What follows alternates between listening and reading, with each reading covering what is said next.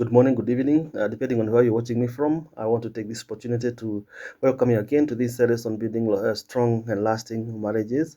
My name is Philip Mwangi. You can watch my videos on TikTok and on Facebook, Philip Mwangi, Philip with a single L. On YouTube, it's Philip Booty, Booty is MBTI. I want us to continue the series on building intimacy in marriages. And today, this is part 2 of the series, and I want us to start by asking ourselves one question. Why do couples avoid vulnerability? Because like we said in our last video, there is no way you can build intimacy within marriage without becoming vulnerable, without being fully open with each other, without showing our real selves to our spouses. The reason why couples avoid vulnerability because many people fear rejection. If I open up and I'm rejected, what am I going to do? I'm going to be even hurt more. Many people fear opening up because they avoid criticism, they avoid judgment, they avoid being misunderstood and appearing weak, especially men. And as a result, they hide their feelings. But emotional distance grows whenever honesty decreases. Healthy marriages create an environment where both spouses can safely express themselves. It's important to create emotional safety within couples. And how to build emotional intimacy flourishes in safe environments. If you fear, you live in fear. If you live in suspicion, if you live in an environment you feel misunderstood, where you don't feel supported, then emotional intimacy will be very difficult. That cross connection won't be able to flourish in such an environment. Ask yourself, can my spouse tell me hard truths without fear? Do I criticize or encourage my spouse? Do I respond with grace or anger to my spouse? Am I approachable? Hmm? A spouse should never feel punished from being honest. If your spouse opens up and become honest, it is not time to punish them. It's not time to judge them. It's time to support them. When honesty becomes dangerous in a couple setup, intimacy then disappears. There are daily habits that we can be able to adapt that are going to help us build emotional intimacy within our marriages. One of them is spending intentional time together. Love requires time. Even 20 to 30 minutes daily can strengthen connection. And when you meet for those 20 to 30 minutes, when you're intentional and deliberate, setting aside time for you, the two of you, talk about your day. How has been your day? Talk about your concerns. What are your concerns? Talk about your goals. What are you aiming to achieve? Talk about your feelings. How do you feel? Um, Not every conversation should be about money, children, or responsibilities, or things like those. Express appreciation frequently if you're going to build intimacy and that close connection.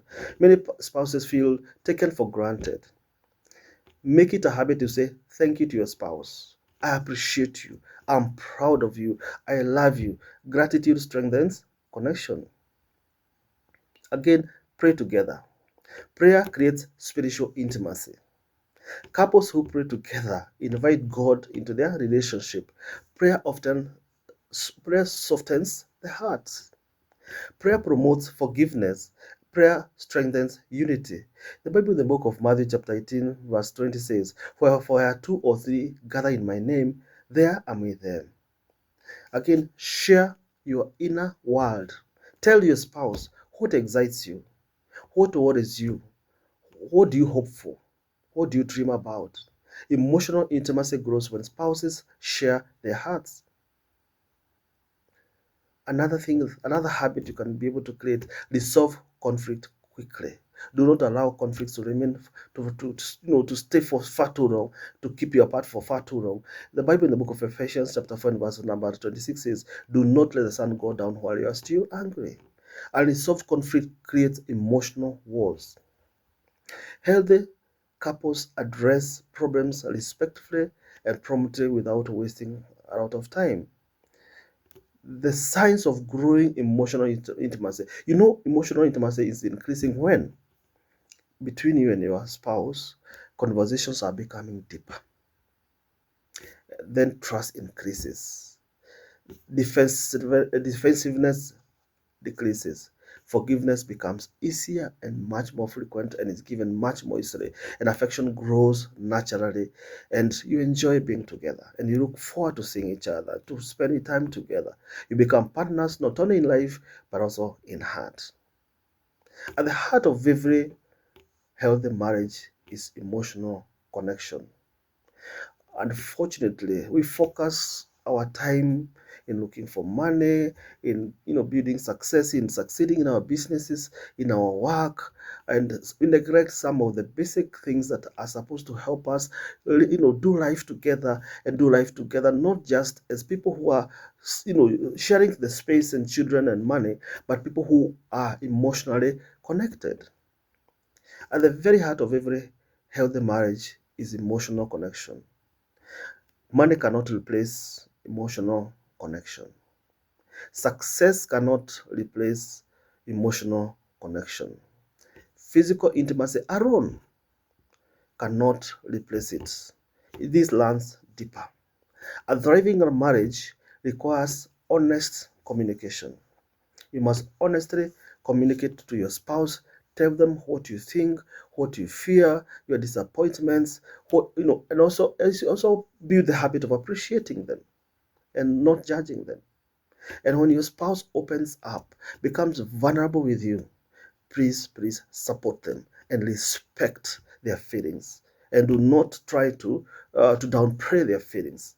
Something that may appear small to you, but it's important to them. So support them, work with them. A thriving marriage requires honest communication, active listening, shared vulnerability, emotional safety, and daily connection.